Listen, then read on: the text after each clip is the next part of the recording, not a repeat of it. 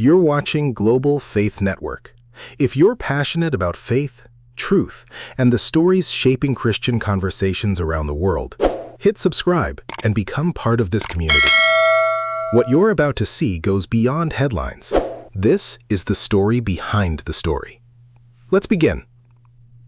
Before we begin, imagine this. You lose your husband. You lose the person you build your life with. The person who stood beside you while you built one of the largest Christian television empires in America. And suddenly, you are alone. Not emotionally, not spiritually, but structurally. No retirement policy, no succession plan, no protective walls. No one above you. No one telling you no. And then one day, someone arrives. A counselor, a voice, a comfort, a guide. And everyone says, God sent him. But one person looked at the situation differently. Not a critic, not a journalist, not an outsider. Her son, Jonathan Lamb. And according to people who watched Daystar from the inside and outside, Jonathan may have seen a pattern long before everyone else did. And what happened next fractured one of Christian television's most powerful families forever. Stay with us, because this isn't simply about what happened. It's about what people believe they saw, and why the warning signs still have viewers talking today. For decades, Marcus and Joni Lamb built Daystar together. Not just a ministry, not just a television network, an empire. Millions of viewers, global influence, massive reach. A Christian broadcasting machine that stretched around the world. Marcus was the public face many people knew. Joni was the force beside him. Together, they looked inseparable. Then, suddenly, everything changed. Marcus Lamb died, and grief entered the building. But grief doesn't just affect emotions. Grief changes judgment. Grief changes timing. Grief changes who we trust. Especially after losing a spouse. Especially after decades of partnership. And suddenly, Joni found herself in a position many people never considered. She was leading one of the biggest ministries in America while carrying unimaginable loss. And according to critics and observers, there was something else missing. Structure. Who protected the leader? Who questioned decisions? Who created healthy boundaries? Who could say, slow down, wait, think carefully? Because power without accountability can become isolation, and isolated leaders become vulnerable leaders. People close to the story have repeated something that caught attention. Joni reportedly prayed. She asked God if he would send someone into her life after losing Marcus. Someone to walk beside her. Someone to help carry the burden. Someone who understood pain. Someone who understood healing. Then came Doug Weiss. To many supporters, this looked beautiful, providential.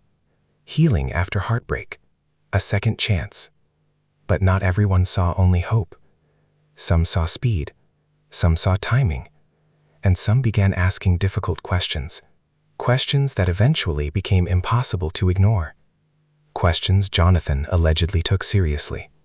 Because among all the voices surrounding Joni, Jonathan may have been in the most painful position imaginable.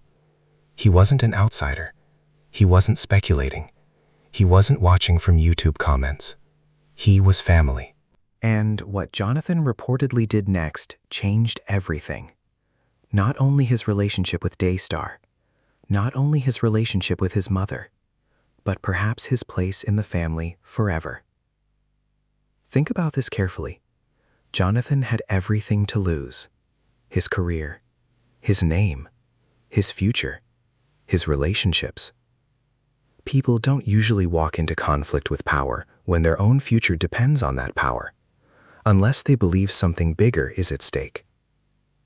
According to allegations and public discussions that later surfaced, Jonathan tried to create boundaries, not because he hated his mother, because he wanted to protect her. Some people have described it this way. He built a fence around her, not a literal fence, a protective one, with his reputation, with his credibility, with his own position. He may have believed leadership needed structure, checks, governance, protection, not because Joni was weak, but because powerful grieving people can become surrounded by people saying yes. And sometimes the people who love us most become the ones willing to say no, even when it costs them everything. Families fight. Ministries struggle. Organizations disagree. But Daystar wasn't simply a family. It was a global ministry, a business, an institution. And when personal relationships collide with power, things become complicated, very complicated. Because now every disagreement carries consequences. Every concern becomes political. Every conversation becomes loaded. And eventually, the divide became visible, painfully visible. Jonathan was out. The son who reportedly tried to build protection was gone. And people watching from outside started asking, how does this happen? How does a son become separated from the family empire he helped build? How does concern become conflict? How does protection become exile? And perhaps the most painful question, was anyone listening? This phrase keeps appearing online. The same playbook. Why? Because observers say they recognized familiar patterns. A grieving leader, a powerful organization, rapid changes, new voices gaining influence, long-standing relationships becoming strained, internal tensions surfacing publicly. Again, these are observations people continue discussing. But the reason the phrase matters isn't because of certainty, it's because of perception. People often notice patterns before they understand outcomes, and once viewers think they recognize a pattern, they cannot unsee it. That doesn't automatically make every suspicion true, but perception changes everything, especially in ministries built on trust. History is filled with people who saw warning signs before everyone else. And sometimes they were wrong, but sometimes they weren't. The difficult part is this: you rarely know in the moment. Jonathan reportedly paid a massive cost, not financial, personal. Imagine believing you're protecting someone you love, only to become the villain in their story. Imagine watching a fence you built become interpreted as rebellion. Imagine trying to stop a collision and becoming part of the crash. And perhaps the hardest detail people continue returning to: he was reportedly not called to say goodbye.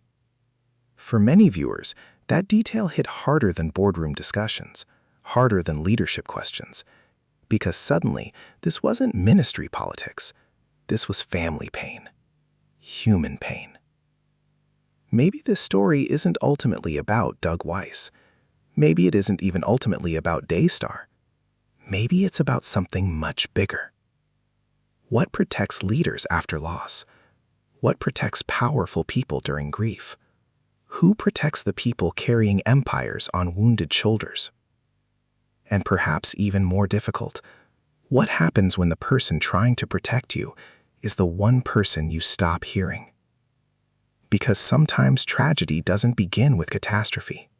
Sometimes it begins with isolation, with silence, with walls, with the slow removal of people willing to disagree.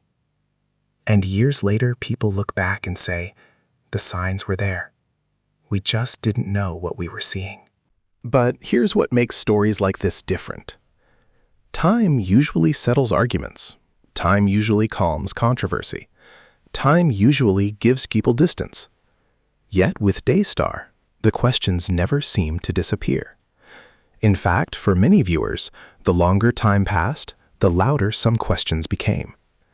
Because when major changes happen inside powerful ministries, audiences do something interesting.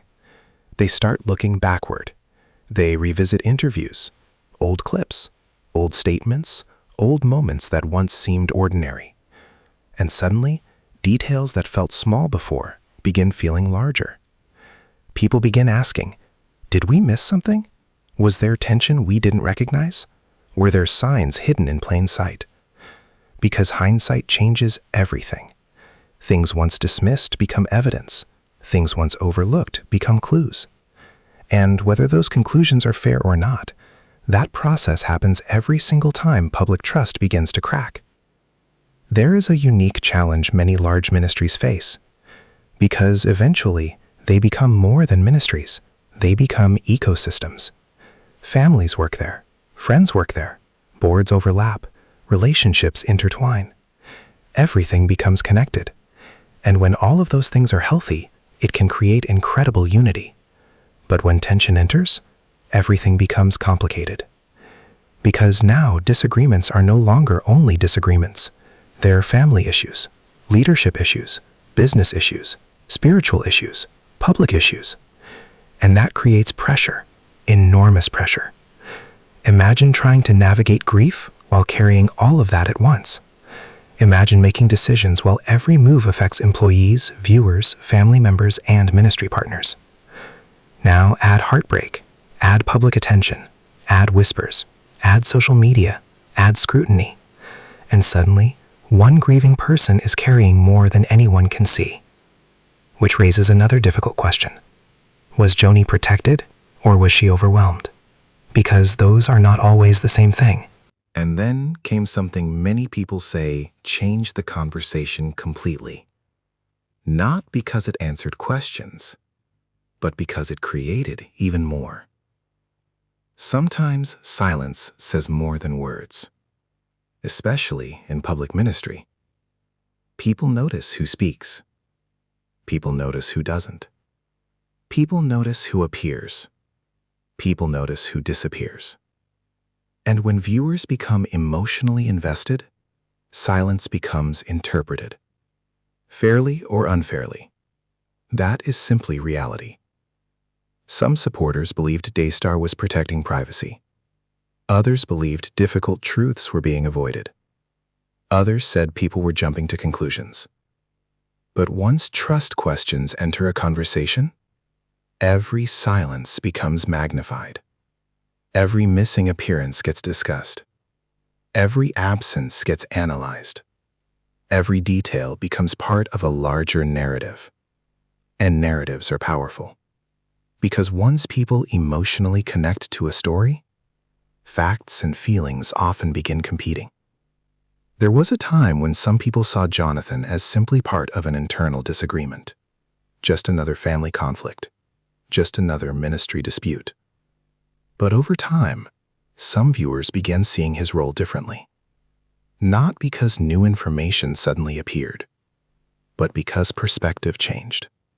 Because people started asking, what if standing up cost more than we realized? What if the easiest path would have been silence? What if protecting relationships would have meant saying nothing at all? That question changes everything. Because history often treats people differently years later than it did in real time. The people criticized first sometimes become understood later. Not always, but sometimes. And that possibility is why conversations surrounding Jonathan continue. Strip away the ministry, strip away television, strip away titles, strip away influence. And what remains? A mother, a son, a family. Pain. Because beneath every headline are people. Real people. People grieving. People making decisions. People misunderstanding one another. People hurting. And perhaps that's why this story continues affecting viewers emotionally. Because almost everyone understands family pain. Most people know what it feels like to love someone and still end up divided. Most people know what it feels like to believe you're helping, while someone else believes you're hurting. That pain is universal. And perhaps that's what makes this story feel larger than Daystar. Because it no longer feels like television. It feels personal. Years from now, people will still debate what happened. Some will believe Jonathan saw danger. Others will believe he misunderstood the situation. Some will defend Joni. Others will question leadership decisions. But perhaps the deeper lesson isn't about taking sides. Maybe it's asking better questions. Who protects leaders when they become vulnerable? Who speaks truth when emotions become overwhelming? Who creates boundaries around power? And perhaps most importantly, who do we push away when they are trying hardest to protect us? Because sometimes history doesn't announce itself while it's happening. Sometimes it whispers, and only later do people realize they were listening to a warning. What do you think? Did Jonathan Lamb see warning signs others missed? Or are people reading too much into painful events? Comment below and become bigger than anyone expected. And sometimes the conversations are only beginning.